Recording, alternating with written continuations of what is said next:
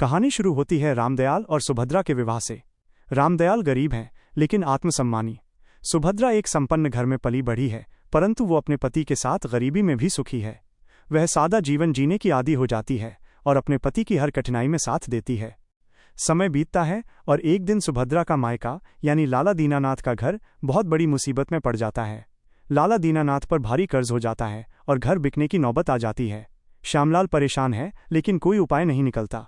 सुभद्रा को जब ये पता चलता है तो उसका दिल टूट जाता है। वह सोचती है, मैं अपने पिता के घर में सुख और ऐश्वर्य में पली, पर अब वही घर नष्ट हो जाएगा। वो रामदयाल से कहती है, अगर हम अपने घर की रक्षा नहीं करेंगे तो मेरा मायका बर्बाद हो जाएगा।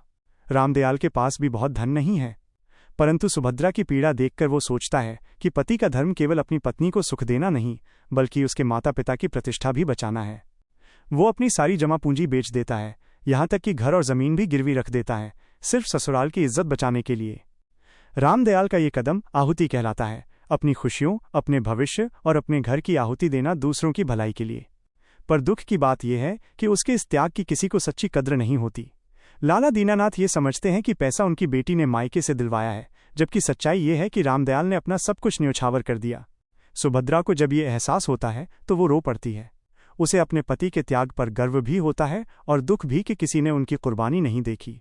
समय गुजरता है, रामदयाल धीरे धीरे सब कुछ खो देता है, लेकिन उसके चेहरे पर कोई पछतावा नहीं होता।